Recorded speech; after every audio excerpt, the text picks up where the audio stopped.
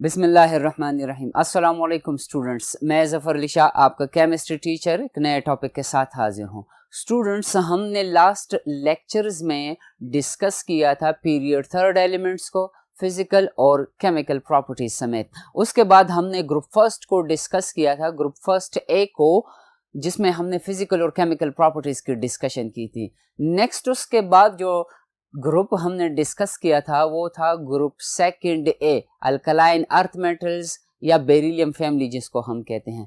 आज जिस ग्रुप को हम डिस्कस करने जा रहे हैं वो है group fourth A of periodic table. ठीक है स्टूडेंट्स, ग्रुप्स आप जानते हैं कि this is the distribution from top to bottom in periodic table. Group fourth is composed of, या ग्रुप फोर में हमारे पास कौन कौन से एलिमेंट्स हैं। सबसे पहला एलिमेंट जो है कार्बन है विद एटॉमिक नंबर 6, नेक्स्ट उसके बाद सिलिकॉन है विद एटॉमिक नंबर 14, फिर उसके बाद जर्मेनियम है विद एटॉमिक नंबर 32 और उसके बाद टिन है TIN, टिन, या जिसका लैटिन नाम है स्टैनम 50 एटॉमिक नंबर के साथ, और उसके बाद लेड है LEAD, लेड, या जिसको हम प्लम्बम भी कह सकते हैं लैटिन नाम से, उसका एटॉमिक नंबर है 82। ठीक है स्टूडेंट्स, इस ग्रुप में हमारे पास टोटल 5 नंबर ऑफ मेंबर्स हैं इसमें से, और ये ग्रुप जो है ये एक लिंक बनाएगा पीरियोडिक टेबल में। हमारे पास पीरियोडिक टेबल में राइट साइड पर और लेफ्ट साइड पर, एक्सट्रीम राइट साइड पर हमारे पास इलेक्ट्रोपॉजिटिव एलिमेंट्स हैं। इलेक्ट्रोपॉजिटिव एलिमेंट्स वो हैं जो कि बॉन्डिंग के दौरान इलेक्ट्रॉन पेयर को अपनी तरफ अट्रैक्ट नहीं कर सकते। Electropositive nature is the reverse of electronegative nature. तो इलेक्ट्रोपॉजिटिव एलिमेंट्स में हमारे पास group first A, second A और थर्ड ए है। ठीक है स्टूडेंट्स, बोरान फैमिली तक। और उसके बाद जो इलेक्ट्रोनेगेटिव एलिमेंट है उसमें हमारे पास नाइट्रोजन फैमिली है, ऑक्सीजन फैमिली है और फ्लोरीन फैमिली है। तो ये ग्रुप जो है हमारे पास ग्रुप फोर्थ ए, तो ये एक लिंक बना रहा है group first A, second A और थर्ड ए के से लेकर फिफ्थ ए, सिक्स्थ ए और सेवंथ ए, जो कि इलेक्ट्रोनेगेटिव एलिमेंट्स हैं, उनके दरमियान एक ब्रिज बनाएगा। तो इनकी जो प्रॉपर्टीज होगी, जो कैरेक्टर्स होंगे, वो इंटरमीडिएट होंगे। एस ब्लॉक के जो मेंबर्स हैं उसको भी कॉपी करेंगे, और पी ब्लॉक के जो इलेक्ट्रोनेगेटिव मेंबर्स हैं या इलेक्ट्रोनेगेटिव ग्रुप्स हैं उनको भी कॉपी करेंगे, इंटरमीडिएट कैरेक्टर शो करेंगे। फिर हम नेक्स्ट आ जाते हैं, this is the introduction about group fourth A elements. Next हमारे पास सब टॉपिक है कि the physical properties of group fourth elements. Dear students, the first physical property of the group fourth members is melting point and boiling point. आप जानते हैं कि melting point किसको कहते हैं और बॉइलिंग पॉइंट हम किसको कहते हैं। मेल्टिंग पॉइंट वो टेम्परेचर है जिस पर कोई भी प्योर सॉलिड सब्सटेंस मेल्ट होना शुरू हो जाएगा और उसी टेम्परेचर पर कंप्लीटली कन्वर्ट हो जाएगा। स्टूडेंट्स, मैं बार बार रिपीट करता जाता हूं कि अगर प्योर ना हो, इम्प्योरिटीज हो उसमें से, तो फिर मेल्टिंग पॉइंट जो होगा वो स्पेसिफिक नहीं रहेगा। ठीक है स्टूडेंट्स, बॉइलिंग पॉइंट की अगर हम बात करें तो ये वो टेम्परेचर है जिस पर किसी भी लिक्विड के वेपर्स का वेपर प्रेशर और एटमॉस्फेरिक प्रेशर डायनामिक इक्विलिब्रियम पर सेम हो जाए, मतलब जितना एक्सटर्नल प्रेशर है उतना वेपर्स का भी प्रेशर हो, तो बॉइलिंग शुरू हो जाएगी। That is the boiling point of that particular substance जिसको हम डिस्कस कर रहे हैं। टेबल को ऑब्जर्व करते हैं स्टूडेंट्स। लेफ्ट साइड पर एलिमेंट्स और उनके सिंबल्स दिए गए हैं, जैसे C for the carbon, SI for the silicon, germanium के लिए GE, स्टेनम के लिए SN और प्लम्बम के लिए PB। Melting point of carbon is 3600 और डाउन द ग्रुप अगर आप ट्रेंड देखें तो मेल्टिंग पॉइंट कम होता जाता है। स्टूडेंट्स, इस टेबल में जो मैक्सिमम मेल्टिंग पॉइंट शो हो रहा है या जो elements maximum melting point show कर रहे हैं वो हमारे पास कार्बन और सिलिकॉन है। कार्बन और सिलिकॉन क्यों है? क्योंकि यहाँ पर these are in fact non metals और इनमें जो फोर्सेस ऑफ अट्रैक्शन है वो कोवेलेंट फोर्सेस हैं, कोवेलेंट बॉन्डिंग है। स्टूडेंट्स, हम जानते हैं कि covalent forces are stronger forces. जैसे कार्बन की अगर हम एक एलोट्रोपिक फॉर्म की बात करें, डायमंड इंतहाई सख्त है, इंतहाई हार्ड है वो, जिसको हम नॉर्मल प्रेशर्स के साथ तोड़ नहीं सकते। क्यों नहीं तोड़ सकते? क्योंकि जो कोवेलेंट फोर्सेस कार्बन में मौजूद है वो इंतहाई स्ट्रॉन्ग है। तो अब इस कार्बन को अगर हम सॉलिड स्टेट से लिक्विड स्टेट में by the application of heat लेकर जाएंगे तो उसके लिए इंतहाई ज्यादा अमाउंट में हीट रिक्वायर्ड है, जैसे आप ऑब्जर्व कर सकते हैं। ठीक है स्टूडेंट्स, तो ये क्यों? ये इसलिए क्योंकि यहाँ पर जो स्ट्रक्चर ऑफ कार्बन एटम्स हैं या अरेंजमेंट ऑफ कार्बन एटम्स हैं that is a diamond like, एक जाल की फॉर्म में होगा। जैसे ये सर्कल एक कार्बन एटम को रिप्रेजेंट कर रही है, दूसरा कार्बन हो जाएगा, ये तीसरा हो जाएगा, ये चौथा हो जाएगा, और फिर फर्दर ये आगे जाकर इसी तरह स्ट्रक्चर बनाते जाएंगे और स्टूडेंट्स एक नेट या एक जाल की फॉर्म में ये कार्बन के एटम्स जो हैं ये बिखरे हुए होंगे अपने कोवेलेंट लैटिस में। ठीक है, 3 डायमेंशनल अरेंजमेंट में। तो जो फोर्सेस ऑफ अट्रैक्शन स्ट्रांगनेस की वजह से या इंतहाई स्ट्रांग होने की वजह से इनका मेल्टिंग पॉइंट हाई है, और एज अ रिजल्ट जब हम इसको सॉलिड स्टेट से लिक्विड स्टेट में लेकर जाते हैं तो हम forces of attraction completely zero नहीं करवा सकते और ना हो जाता है उससे। ठीक है स्टूडेंट्स, आप बॉइलिंग पॉइंट ऑब्जर्व करें, बॉइलिंग पॉइंट उससे और भी ज्यादा है, तकरीबन 5000 डिग्री सेल्सियस है, कंप्लीटली नहीं है लेकिन उसके आसपास है। तो ये क्यों? क्योंकि जब हम कार्बन को सॉलिड से लिक्विड स्टेट में लेकर जाते हैं हम कोवेलेंट बॉन्डिंग को खत्म नहीं करवाते। ठीक है स्टूडेंट्स, और उसके बाद सिलिकॉन है, सिलिकॉन का भी मेल्टिंग पॉइंट तकरीबन 1500 के पास है। तो ये क्यों? क्योंकि सिलिकॉन की पार्टिकल अरेंजमेंट भी जो है वो भी इसी तरह डायमंड लाइक क्रिस्टल लैटिस है, सिलिकॉन का कोवेलेंट बॉन्डिंग है, इसलिए इसका मेल्टिंग पॉइंट जो होगा हाई होगा। नेक्स्ट उसके बाद जर्मेनियम जो है वो मेटलॉइड है, मतलब इसकी प्रॉपर्टीज मेटल्स और नॉन मेटल्स के दरमियान में होंगी। तो आप चेक करें कि वो 1000 के आसपास है, ये इसलिए क्योंकि नीचे फिर मेटेलिक कैरेक्टर शुरू हो जाता है। ठीक है स्टूडेंट्स, और मेल्टिंग पॉइंट जो है ये भी पार्टिकल्स की अरेंजमेंट पर डिपेंडेंट है। अगर आप ये ट्रेंड देखें एसएन के लिए, तो एसएन के लिए होना तो ये चाहिए था कि एसएन का 232 है तो लेड का मेल्टिंग पॉइंट उससे कम होता, लेकिन लेड का मेल्टिंग पॉइंट फिर दोबारा उससे ज्यादा है। इसके लिए एक पॉसिबल रीजन ये है स्टूडेंट्स कि ये इसके जो पार्टिकल्स अरेंजमेंट है 12 कोऑर्डिनेटेड है। 12 कोऑर्डिनेटेड मतलब ये है कि इसके 12 पार्टिकल्स होंगे, डिस्टॉर्टेड हो जाते हैं क्योंकि पार्टिकल का साइज होगा तो उसमें रिपल्शन होगी तो उनका शेप बिगड़ जाएगा। तो जब शेप बिगड़ जाएगा हीट देने से वो आसानी से मेल्ट होगा। और इसी तरह पीबी जो है, क्योंकि ये हैवी मेटल होगा बल्कि है हमारे पास, तो पीबी का मेल्टिंग पॉइंट तो ज्यादा होने चाहिए था because this is metallic in nature. ये इसलिए स्टूडेंट्स के डाउन द ग्रुप जब हम आ जाते हैं तो मेटेलिक कैरेक्टर जो है, मेटेलिक बॉन्डिंग जो है वो कमजोर होती जाती है। क्यों? इसलिए क्योंकि ग्रुप के जो टॉप मेंबर्स हैं वो 4 इलेक्ट्रॉन्स यूज करते हैं बॉन्डिंग के लिए, लेकिन डाउन द ग्रुप जब हम आते हैं तो ये एलिमेंट सिर्फ 2 इलेक्ट्रॉन्स को यूटिलाइज करते हैं मेटेलिक बॉन्डिंग में या इलेक्ट्रॉन सी मॉडल में। और एज अ रिजल्ट क्योंकि जिनके मेल्टिंग पॉइंट्स ज्यादा है इसी तरह उनके बॉइलिंग पॉइंट्स भी ज्यादा है।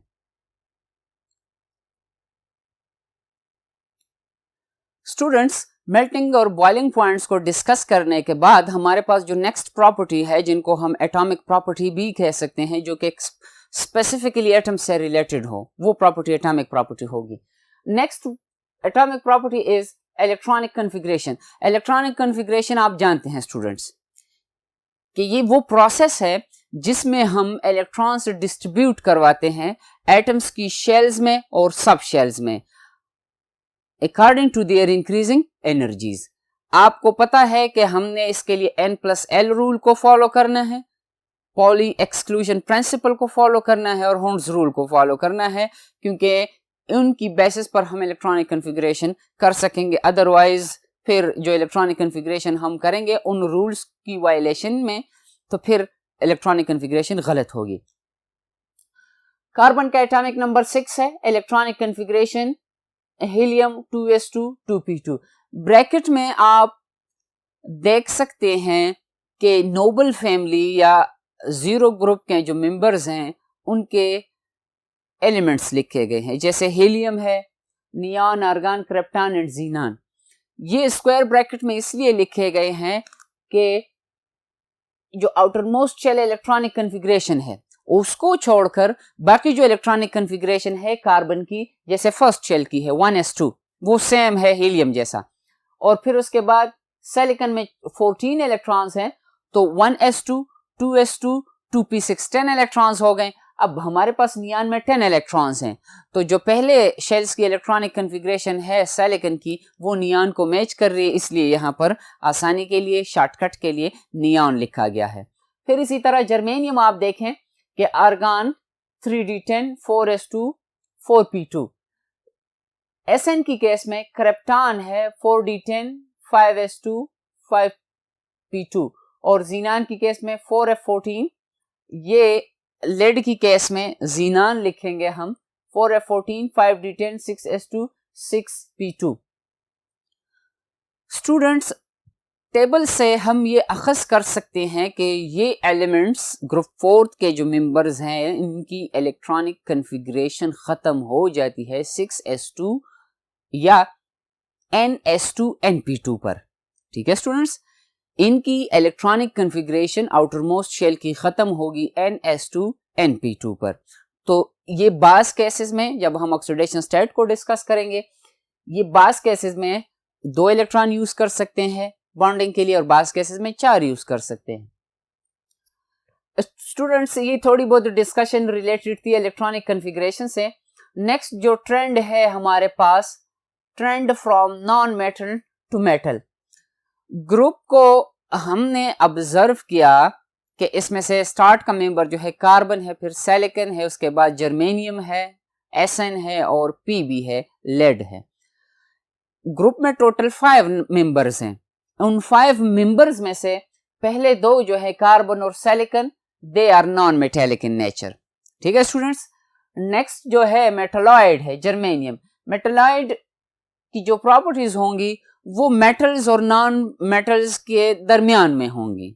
ठीक है स्टूडेंट्स, तो ये आपकी किताब में छोटा सा टॉपिक है जिसमें ये बात की गई है कि जो ट्रेंड है from non metallic to metallic, ये बेस्ट एक्सप्लेन होगा किस ग्रुप में, या non metallic to metallic nature के लिए जो एग्जाम्पल हम दे सकते हैं किस ग्रुप का दे सकते हैं, ग्रुप 4A, या जिसको हम कार्बन फैमिली भी कह सकते हैं, जिसके पहले 2 मेंबर्स नॉन मेटल्स हैं और नेक्स्ट मेंबर जो है जर्मेनियम वो मेटलॉइड है और आखिरी 2 मेंबर्स जो हैं Sn एंड Pb वो मेटेलिक इन नेचर हैं। Students, oxidation state. Oxidation state हम कहते हैं कि इट इज द पॉजिटिव और नेगेटिव अपेरेंट चार्ज। किसी भी एटम पर किसी भी मॉलिक्यूल में पॉजिटिव या नेगेटिव चार्ज जब अपीयर हो जाए, जाहिरी पॉजिटिव या नेगेटिव चार्ज जब अपीयर हो जाए उसको हम ऑक्सीडेशन स्टेट कहते हैं उस एलिमेंट का। ठीक है स्टूडेंट्स, इस केस में आप देख सकते हैं कि कार्बन और सिलिकॉन के लिए +-4 लिखा गया है। -4 specially in case of carbon. अगर हम कार्बन की कंपैरिजन करें, अगर कार्बन खुद से ज्यादा इलेक्ट्रोनेगेटिव एलिमेंट्स के साथ बॉन्ड बनाए, जैसे कार्बन टेट्राक्लोराइड में क्लोरीन के साथ बॉन्डेड है, तो फिर कार्बन यहाँ पर 4 नेगेटिव में नहीं होगा, 4 पॉजिटिव ऑक्सीडेशन स्टेट में होगा। लेकिन अगर कार्बन खुद से ज्यादा इलेक्ट्रोपॉजिटिव एलिमेंट्स के साथ, जिसको हम कह सकते हैं एज एन एग्जाम्पल के मीथेन गैस में या CH4 मॉलिक्यूल में, अब hydrogen is less electronegative than the carbon, तो कार्बन का ऑक्सीडेशन स्टेट यहाँ पर 4 नेगेटिव होगा। ठीक है स्टूडेंट्स, अब सिलिकॉन की अगर हम बात करें तो सिलिकॉन टेट्राक्लोराइड में 4+ ऑक्सीडेशन स्टेट में है। ऑक्सीडेशन स्टेट अपेरेंट पॉजिटिव या नेगेटिव चार्ज है। बाकी ग्रुप मेंबर्स की अगर हम बात करें तो जर्मेनियम, Sn और Pb ये 2+ ऑक्सीडेशन स्टेट में भी पॉसिबल है और 4+ ऑक्सीडेशन स्टेट में भी हमारे पास पॉसिबल है। एग्जांपल्स आप देख सकते हैं कि SnCl2 स्टेनस क्लोराइड है। स्टेनस क्लोराइड के केस में Sn पर जो ऑक्सीडेशन स्टेट है Sn का वो 2+ है। फिर उसमें से स्टेनिक टेट्राक्लोराइड, स्टेनिक स्टूडेंट्स, जब जहां पर ऑक्सीडेशन स्टेट ज्यादा हो तो उसका नाम IC से खत्म होगा, स्टेनिक होगा, स्टेनिक टेट्राक्लोराइड। उसके बाद प्लम्बस क्लोराइड है, प्लम्बस PbCl2, और नेक्स्ट जो है प्लम्बिक टेट्राक्लोराइड है। तो प्लम्बिक में लेड जो है वो 4+ में है, प्लम्बस में लेड जो है हमारे पास वो 2+ है, और SnO2 वहां पर 2 ऑक्सीजन हैं, एक ऑक्सीजन का ऑक्सीडेशन स्टेट 2 नेगेटिव है तो 2 का 4 नेगेटिव हो जाएगा, तो फिर Sn हमारे पास स्टेनिक स्टेट में होगा जहां पर 4+ ऑक्सीडेशन स्टेट होगा Sn का। इन एलिमेंट्स की केस में there is no possibility of formation of negative ion, मतलब ये लोअर ग्रुप के जो मेंबर्स हैं ये नेगेटिव आयन की फॉर्मेशन नहीं कर सकते, जैसे Pb, Sn और जर्मेनियम ये नेगेटिव आयन नहीं बना पाएंगे। While in case of carbon can form negative ions. कुछ देर पहले वजाहत होगी स्टूडेंट्स के कार्बन अगर खुद से ज्यादा इलेक्ट्रोपॉजिटिव एलिमेंट्स के साथ बॉन्डिंग करेगा तो फिर वो नेगेटिव स्टेट में पॉसिबल है, जैसे बेरिलियम कार्बाइड है Be2C, बेरिलियम कार्बाइड। तो बेरिलियम की इलेक्ट्रोनेगेटिविटी कार्बन से कम है, तो बेरिलियम 2 है, एक बेरिलियम 2+ है तो 2 पर 4+ हो जाएगा, तो overall as a result carbon 4 negative हो जाएगा। और इसी तरह कार्बन जो है सोडियम कार्बाइड की केस में स्टूडेंट्स वहां पर भी नेगेटिव ऑक्सीडेशन स्टेट में है। अगर आप फार्मूला नोट करें Na2C2 तो कार्बन कार्बन ट्रिपल बॉन्ड होगा और दोनों कार्बन्स पर, मतलब 2 कार्बन है, हर एक कार्बन पर सिंगल नेगेटिव चार्ज होगा। तो यहां पर सोडियम कार्बाइड की केस में कार्बन का ऑक्सीडेशन स्टेट 1 नेगेटिव है। ठीक है स्टूडेंट्स, बाकी 3 नेगेटिव्स कहां गए, वो खत्म हो गए। कैसे? क्योंकि carbon carbon triple covalent bond मौजूद है। स्टूडेंट्स ये थोड़ी बहुत एक्सप्लेनेशन हमने डिस्कस की regarding the oxidation state of group 4th A elements. Students group 4th A की ऑक्सीडेशन स्टेट्स को डिस्कस करने के बाद नेक्स्ट टॉपिक जो हम डिस्कस करने जा रहे हैं वो है inert pair effect. Inert pair effect, inert word का मतलब है कि वो इलेक्ट्रॉन पेयर जो कि बॉन्डिंग में हिस्सा नहीं लेगा। जैसे हम 0 ग्रुप एलिमेंट्स को इनर्ट गैसेस भी कह सकते हैं। क्यों? क्योंकि वो बॉन्डिंग में हिस्सा नहीं लेते। तो यहां पर वो इलेक्ट्रॉन पेयर जो कि बॉन्डिंग में हिस्सा नहीं लेगा उस प्रोसेस को हम इनर्ट पेयर इफेक्ट कहते हैं। जरा डिटेल के साथ स्टडी करते हैं।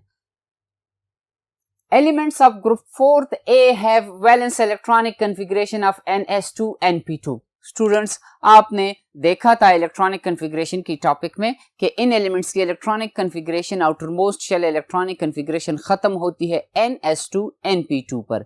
अब n की वैल्यू कम से कम 2 है इन केस ऑफ कार्बन, और फिर लेड की केस में वो 6 तक वो वैल्यू पहुंच जाती है। मतलब n की वैल्यू अगर 2s2 2p2 है तो हम किसकी बात कर रहे होंगे?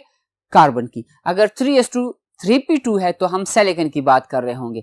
अगर 4s2 4p2 है तो जर्मेनियम की, 5s2 5p2 तो Sn की, और अगर हम 6s2 6p2 की बात करेंगे तो हम लेड की बात कर रहे होंगे, जिसको हम लैटिन नाम प्लम्बम भी दे सकते हैं। Oxidation state of 4+ is observed where these elements use all the 4 electrons। मतलब ये है कि ग्रुप की टॉप मेंबर्स को अगर हम ऑब्जर्व करें, जैसे ऑक्सीडेशन स्टेट में हमने देखा कि ग्रुप की टॉप पर 4+ ऑक्सीडेशन स्टेट कॉमन है, ग्रुप की बॉटम में 2+ ऑक्सीडेशन स्टेट कॉमन है। 2+ क्यों है, 4+ क्यों नहीं है, वो इनर्ट पेयर इफेक्ट में उसका आंसर मौजूद है। स्टूडेंट्स ग्रुप की बॉटम में एक एबिलिटी है या टेंडेंसी हम कह सकते हैं कि ये एलिमेंट्स कोशिश करते हैं कि अपने आउटर मोस्ट इलेक्ट्रॉन्स, कौन से इलेक्ट्रॉन्स? ns2 इलेक्ट्रॉन्स को। लेड की केस में क्योंकि इनर्ट पेयर इफेक्ट डोमिनेंट है या जहां पर हमें मिल जाता है, वो लेड की केस में ये एग्जांपल मिलेगा, तो वहां पर जो 6s2 इलेक्ट्रॉन पेयर है ये बॉन्डिंग में यूज नहीं होता। जो 6 इलेक्ट्रॉन पेयर का बॉन्डिंग में यूज ना होना है इसको हम कहते हैं इनर्ट पेयर इफेक्ट। आप एक इलेक्ट्रॉनिक कन्फिग्रेशन देख सकते हैं कि stable electronic configuration of carbon should be 2+। Carbon का स्टेबल इलेक्ट्रॉनिक कन्फिग्रेशन होना चाहिए था 2+, लेकिन कार्बन के जितने भी ऑर्गेनिक कंपाउंड्स हम देखते हैं या इनऑर्गेनिक कंपाउंड्स कार्बन के हैं, वहां पर कार्बन ने 4 इलेक्ट्रॉन्स यूज किए हैं। इट मींस के oxidation state of carbon in that case अगर वो खुद से ज्यादा इलेक्ट्रोनेगेटिव के साथ बॉन्डेड हो तो 4+ होगा। तो 4+ होना तो 2+ चाहिए था हमें। ये क्यों? ये इसलिए स्टूडेंट्स क्योंकि इलेक्ट्रॉनिक कॉन्फ़िगरेशन आप ऑब्जर्व कर सकते हैं कि this is 2s electron pair, और उसके बाद ये 3 ऑर्बिटल्स रिप्रेजेंट कर रहे हैं p सब शेल को। तो जो इलेक्ट्रॉन्स हैं यहां पर 2s के इलेक्ट्रॉन्स और 2p के इलेक्ट्रॉन्स वो अलग अलग हैं। मतलब 2s में एक इलेक्ट्रॉन पेयर मौजूद है और 2p में हमारे पास 2 इलेक्ट्रॉन्स मौजूद हैं। तो स्टूडेंट्स 2s और 2p की और सब शेल्स में से एनर्जी गैप भी है, लेकिन इसकी एक्सप्लेनेशन हम ऐसे करते हैं कि हाइब्रिडाइजेशन प्रोसेस में, हाइब्रिडाइजेशन वो प्रोसेस है कि जिसमें डिफरेंट शेप और डिफरेंट एनर्जी के ऑर्बिटल्स मिलकर, मतलब p सब शेल की एनर्जी और शेप जो है वो डिफरेंट है, s सब शेल की एनर्जी और शेप जो है वो डिफरेंट है। ये जब हाइब्रिडाइज होंगे तो सेम एनर्जी और सेम शेप के ऑर्बिटल्स बनेंगे। इंशाल्लाह आप ऑर्गेनिक केमिस्ट्री में हाइब्रिडाइजेशन का टॉपिक डिटेल के साथ सीख लेंगे। फर्स्ट ईयर की केमिस्ट्री में भी आपने सीखा था कि हाइब्रिडाइजेशन हमारे पास कौन सा प्रोसेस है और इसके कितने टाइप्स हैं। sp, sp2 और sp3 आपने डिस्कस किए थे। यहाँ पर जो एक इलेक्ट्रॉन होगा 2s पेयर से वो प्रोमोट कर लेते हैं हम किसमें? p ऑर्बिटल में। अब आप चेक करें कि यहां पर इनका लेवल डिफरेंट शो किया गया है, यहां पर इनका लेवल सेम शो किया गया है। इसका मतलब यह है कि ये अनहाइब्रिडाइज्ड है और वो हाइब्रिडाइज्ड है। ये ग्राउंड स्टेट इलेक्ट्रॉनिक कॉन्फ़िगरेशन है कार्बन की और ये एक्साइटेड स्टेट इलेक्ट्रॉनिक कॉन्फ़िगरेशन है कार्बन की। तो स्टूडेंट्स ग्रुप के टॉप मेंबर्स में ये प्रोसेस जो है ये पॉसिबल है, ग्रुप के लोअर मेंबर्स में ये प्रोसेस पॉसिबल नहीं है। क्यों पॉसिबल नहीं है? इसका रीजन क्या है? जैसे इलेक्ट्रॉनिक कॉन्फ़िगरेशन को हम डिस्कस कर रहे थे, या अगर आप इलेक्ट्रॉनिक कॉन्फ़िगरेशन आप लेड देख लें तो वहां पर 4f14 मौजूद है और उसके साथ d सब शेल भी मौजूद है। तो 4f14 इलेक्ट्रॉन्स को जो शील्डिंग इफेक्ट में अपना किरदार अदा करने चाहिए था वो अदा नहीं कर पाते कि 4f14 इलेक्ट्रॉन्स जो है ns2 को 6s2 इलेक्ट्रॉन्स को शील्ड नहीं कर पाती न्यूक्लियस की अट्रैक्शन से। तो इसलिए 6s2 इलेक्ट्रॉन्स जो हैं ये थोड़े से नॉर्मल हालात से ज्यादा न्यूक्लियस के करीब चले जाते हैं और ये इसी तरह इलेक्ट्रॉन प्रोमोशन उनमें पॉसिबल नहीं हो पाता, इसलिए वो 4+ ऑक्सीडेशन स्टेट में स्टेबल नहीं होते, 2+ ऑक्सीडेशन स्टेट में स्टेबल होते हैं। This process is known as inert pair effect. और इनर्ट पेयर इफेक्ट की वजाहत हम करते हैं कि अगर इनर्ट पेयर इफेक्ट होगा तो आयोनिक बॉन्डिंग होगी या हमारे पास कोवेलेंट बॉन्डिंग होगी। इसके लिए हम एक रूल पढ़ते हैं या सीखते हैं, उस रूल को फजान्स रूल कहते हैं। ठीक है स्टूडेंट्स, आइए फजान रूल की वजाहत करते हैं। स्टूडेंट्स फजान्स रूल को डिस्कस हम कर रहे थे। फजान रूल को आसानी के लिए, समझ के लिए हमने 2 हिस्सों में डिवाइड किया है। फर्स्ट जो है साइज ऑफ द आयन की बात कर रहे हैं। हमारे पास किसी आयोनिक कंपाउंड में 2 आयन्स होंगे, पॉजिटिव आयन होगा और नेगेटिव आयन होगा। जो नेगेटिव आयन होगा उसको हम एनायन कहते हैं और जो पॉजिटिव आयन है उसको हम कैटायन कहते हैं। तो कोवेलेंट कैरेक्टर उस वक्त किसी आयोनिक कंपाउंड में ज्यादा होगा स्टूडेंट्स जब हमारे पास कैटायन का साइज स्मॉल हो और एनायन का साइज ज्यादा हो, तो फिर कोवेलेंट कैरेक्टर ज्यादा होगा। Second, charge of the cation. ठीक है स्टूडेंट्स, कैटायन वो आयन है जो कि कैथोड की तरफ जाएगा इलेक्ट्रोलिसिस में। It means we are talking about positive charge, polarizability उसमें ज्यादा होगी। जैसे greater the charge of the cation greater is the covalent character. अगर 2 आयंस को हम कंपेयर करें, जैसे लेड डबल पॉजिटिव है और लेड 4 पॉजिटिव है, 4 पॉजिटिव पर यहाँ पर चार्ज कैटायन पर ज्यादा है और यहाँ पर चार्ज कैटायन पर कम है।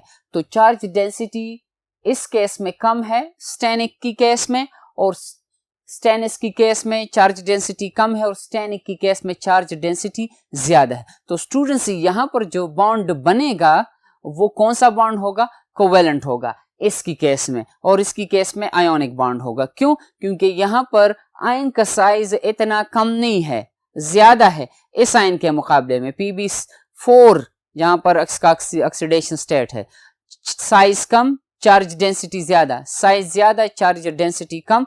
तो जो क्लोराइड आयन्स हैं या कोई भी नेगेटिव आयन हो उसके सामने, वो उसके इलेक्ट्रॉन्स को अपनी तरफ अट्रैक्ट नहीं कर सकते, पोलराइज नहीं कर सकते आसानी से, तब हमारे पास आयोनिक बॉन्ड बनेगा। स्टूडेंट्स, हमने ग्रुप 4 ए से रिलेटेड इनर्ट पेयर इफेक्ट और उसके साथ साथ हमने वजाहत की फजान्स रूल की, और फजान्स रूल्स की वजाहत के बाद हम समझ गए हैं कि किस वक्त हमारे पास आयोनिक बॉन्ड बनेगा और किस वक्त हमारे पास कोवेलेंट बॉन्ड बनेगा। स्टूडेंट्स, आज के लेक्चर के लिए इतना ही काफ़ी है। इंशाल्लाह नेक्स्ट लेक्चर में जब मुलाकात होगी तो एक और नए टॉपिक के साथ होगी जो कि ग्रुप 4 से रिलेटेड होगा। तब तक के लिए अल्लाह हाफिज़।